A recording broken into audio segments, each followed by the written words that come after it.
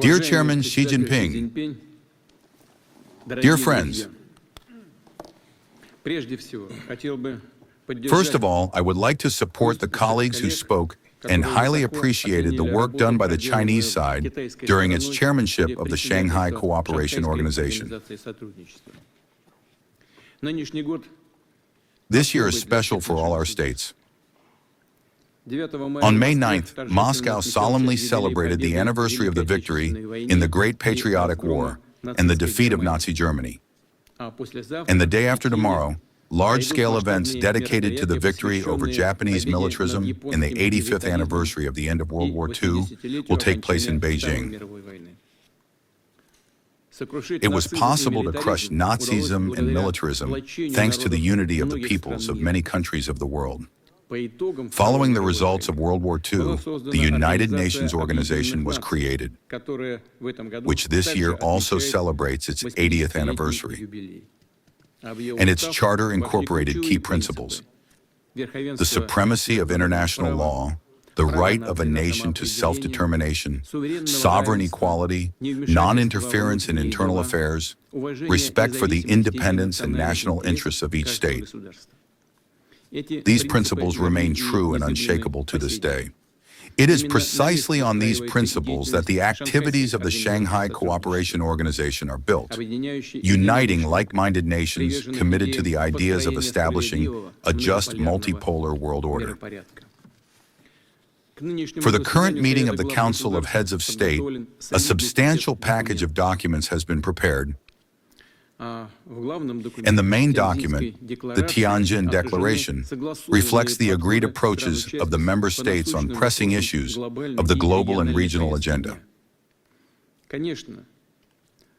Of course, I will also note the strategy for the development of the SCO until 2035, adopted today, which predetermines the main directions of the Shanghai Cooperation Organization's activities in politics, economics, security, and the humanitarian sphere.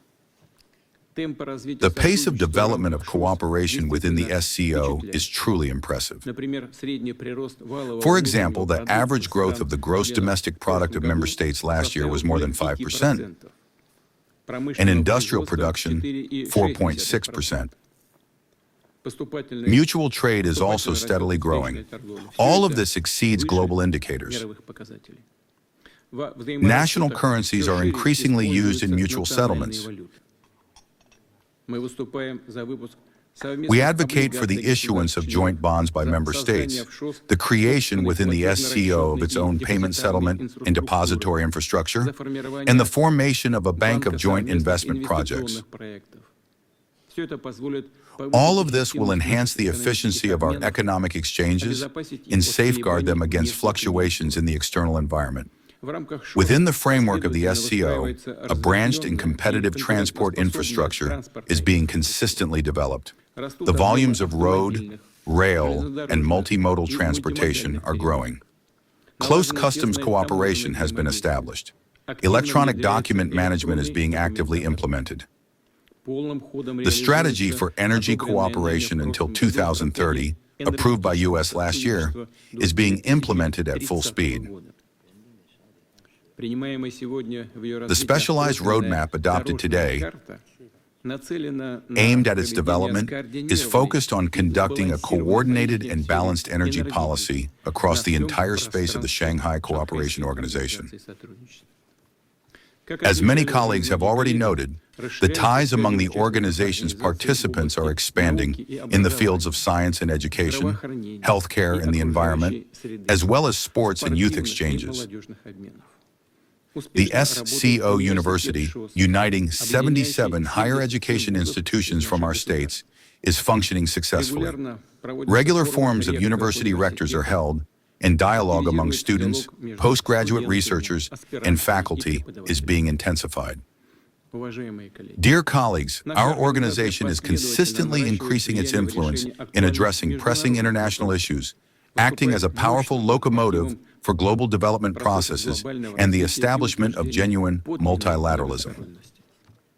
And of course, the SCO makes a tangible contribution to strengthening an atmosphere of cooperation and mutual trust across the entire Eurasian continent.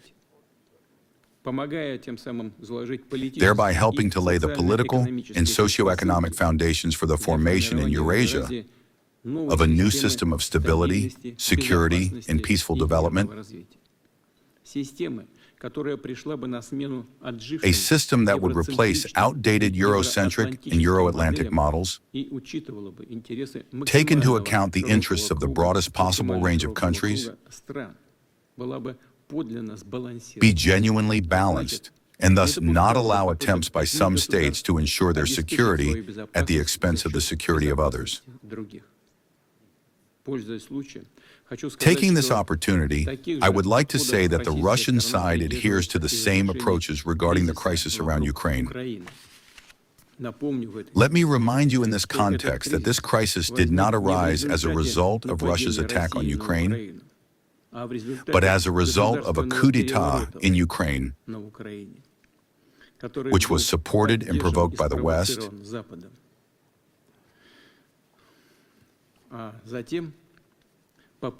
and then attempts to suppress, with the use of armed forces, the resistance of those regions of Ukraine and those people in Ukraine who did not accept or support this coup.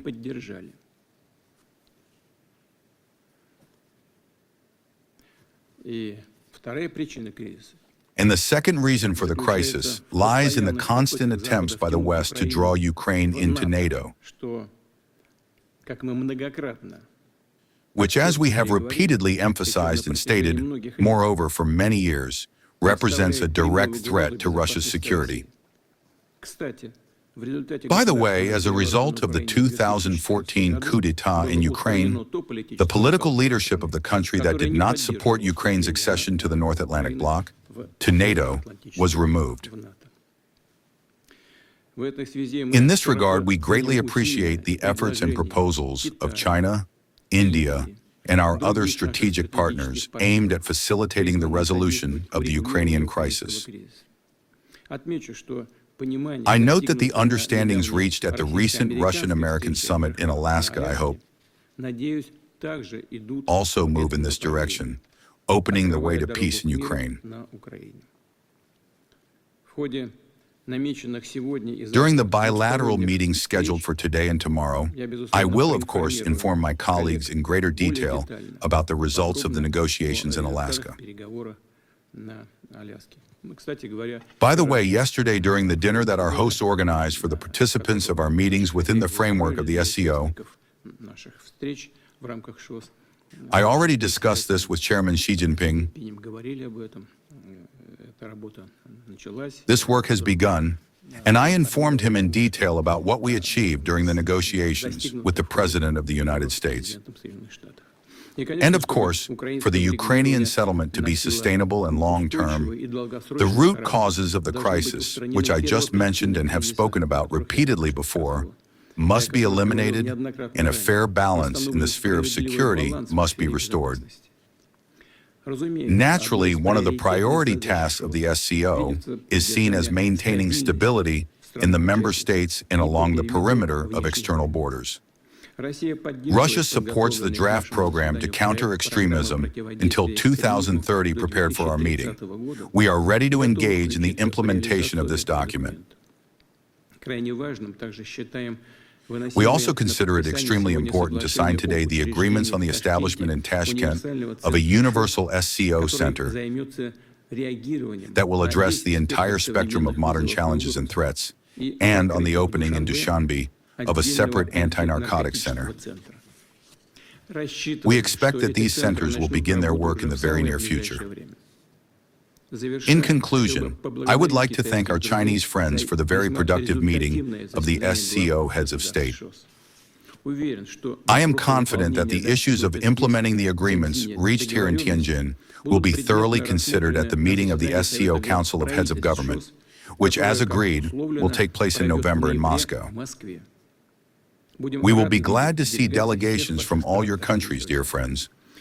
Naturally, I wish success to the President of Kyrgyzstan, Sadir Nurgajoyevich Shaparov, and our Kyrgyz colleagues, to whom the functions of chairmanship in the Shanghai Cooperation Organization will pass after this summit. Thank you for your attention.